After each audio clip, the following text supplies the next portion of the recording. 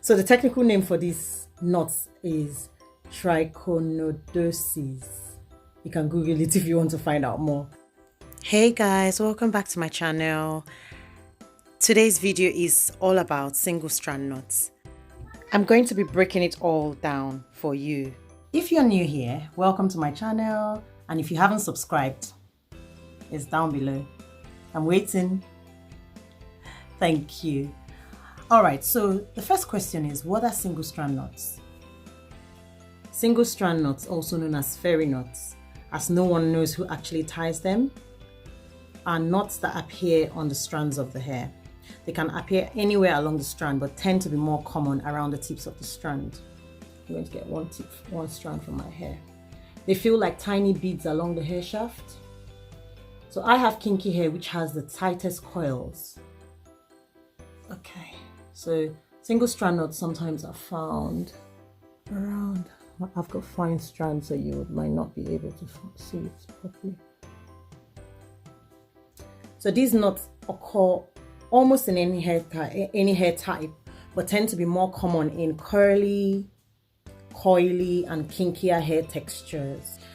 So question 2, why do I get single strand knots? These knots, they're almost inevitable, as these hair types, they have an oval shaped follicle. I've said this in my previous video. They have an oval shaped follicle which causes the strands to grow out in a curly pattern, and these strands, they tend to weave and loop around each other. So just take a look at this strand in the picture up there. When the strand grows out of the follicle, it loops around itself and other strands, then a single strand or sometimes a double strand knot is formed. Aside from your hair's natural disposition to single strand knots, other causes would include manipulation of the hair during shampooing, styling, frictions from pillows, scarves, and the elements such as wind, which will blow the hair over each other and then cause it to tangle and then form a knot, or humidity and heat. They cause the cuticles to be opened, to be raised, and then that would encourage making it rough basically, and then make it prone to snagging. I know that I can't finger detangle alone. I'll probably do it one time as a challenge, but I can see how difficult it would be, because when you comb your hair, you encourage the loose hair strand to naturally fall out from your hair so that it doesn't tangle on other ones. Okay, so when do single strand knots happen? So I'll tell you, apart from wind, humidity, heat, and all that, when you sleep, that's when the single strand knots happen.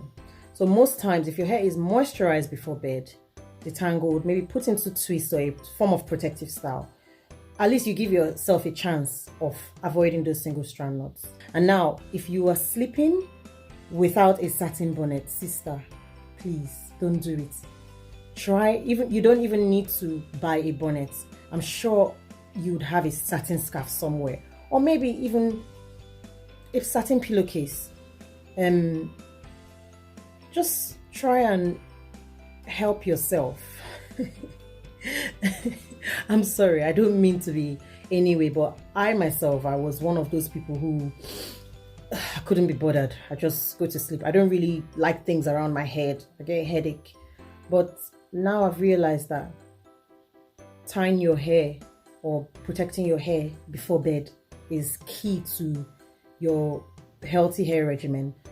If you're moisturizing your hair, detangling your hair, washing your hair, doing protective styles and all that, and your bedtime routine is not it, then what's the point? It has been preached around the natural hair community that almost every natural knows they need a silk or satin bonnet or hair scarf or pillowcase. They also happen during your washing process, when the cuticles are raised. So whenever you shampoo your hair or whenever you have any interaction with water, your cuticles are automatically raised, and that's why there's a chance of breakage, single strand knots at that point, depending on how you manage the process. So what can I do about them? Another question. Whilst they can be avoided, what I'll say is they can be controlled. So first of all, I would say detangle, lubricate your hair to make the cuticle smoother, just like I said earlier, and easier for the strands to slide past each other. And then another thing is to ensure that you are detangling your hair before shampoo and before your shampoo and style routine. Look, I am a culprit, I'll tell you. But they say, do as I do, don't do as I say. sorry. But they say, do as I say, don't do as I do. So whether I have been guilty of, not doing it, doesn't mean you should. Because, I will pay the consequences. Everyone will pay the consequences if you don't. It's just, it's just how it is. If you can, detangle before your shampoo process. Sometimes I detangle afterwards, and I know that it's difficult. If you detangle before, it helps to reduce the chances of single strand knots. And also, if you are washing your hair in sections, that's another important thing. So let's say point number 1, detangle. Detangle thoroughly but gently with your fingers or a wide tooth comb, like I said. This is because water will cause your hair to shrink, and then it will tighten up any already existing knots. So avoid styles like wash and goes. I would say do them less often, or do styles that will stretch your ends more. Remember, blow drying is not meant to be a long-term stretching method, as it also has its disadvantages. However, I'm not going to hit anyone. If you have like a good heat protecting routine, then carry on. There's something called heat damage. I'm sure everyone is aware of it. But it is what it is. Yeah, so the next thing, number 2, is protective styling. So protective styling would hold your hair in place and keep it from getting tied up in knots. So examples are buns, braids, twists. Adding extensions in a protective style is an option.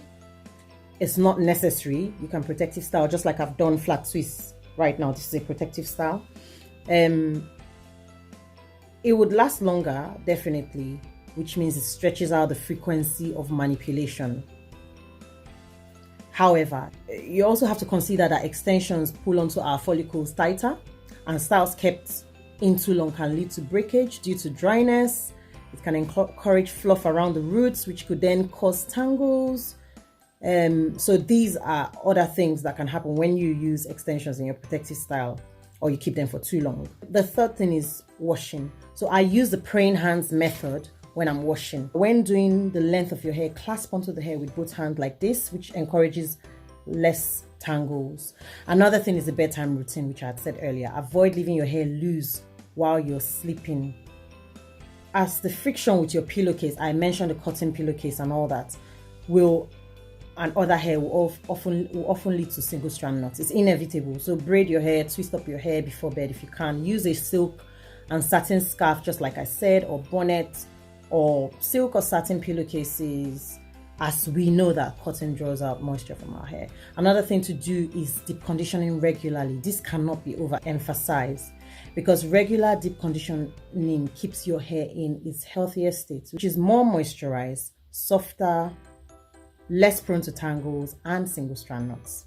So another thing you could do is to have a trim as often as necessary. To be honest with you, trims do not grow your hair. I'm sure you know that myth. That myth is already busted. Trims do not grow our hair, but trims encourage a healthy head of hair, basically. And if you trim your hair, it means that the dead ends are not going to tangle and cause single strand knots, which will cause breakage and then make you lose potential length, and you'd be able to retain the length that you're acquiring, because our hair grows from here, not from the ends, remember? So trimming is not going to make a difference. It's going to make your hair shorter, that's for sure, but the trimming encourages the ends to be healthy, and because naturally our ends will become frayed, which is what split ends are. So the more time we wait between the cuts, the higher these split ends will travel. Don't get caught up with hair length, but worry more about length, because if you're if you're achieving length and it just keeps breaking and all the hair is uneven, what exactly is the benefit of that? I would say approximately 3 to 4 months you could do a trim, and use appropriate hair cutting shears and not any paper or cloth scissors. as this will only make it worse. Better still, go to a professional. Well, we're in lockdown now, so no one is going to know professional. But if you need to trim your hair, make sure you use the proper tools to do that. I am going to be trimming my hair in the next few days, because look, I have dead ends. Yeah, and then the final thing is to seal your ends with an oil or a butter. So be sure to look out for my hair moisturizing video, like I said earlier, where I explained the method I use in moisturizing my hair. There are several methods, but I explained the one I use. I've told you what you should do to avoid single strand knots. So what should you not do when you find a single strand knot? So one thing I would advise is, please do not rip the single strand knot out of frustration. I do that a lot sometimes. And I mean, when you do that, all you're doing is you've ripped out a knot quite all right, but the end of that hair is going to be prone to snagging and tearing. So I would encourage you not to rip out the strand knot out of frustration, and rather, if you can, cut it with a scissors, with a proper scissors, like I said. That's everything I have to say about single strand knots. Tell me what I haven't covered in the comments. Tell me what you would need to know. Are you frustrated about single strand knots? Do you have a lot of them? I hope this video has been helpful. And if it has, as usual, give me a thumbs up. Yeah, so just let me know any other information you need to know about single strand knots. There's Google, obviously, but I'll be happy to respond to your questions. So bye guys, I will see you in the next video. Bye, have a good evening. Bye. Don't forget to subscribe.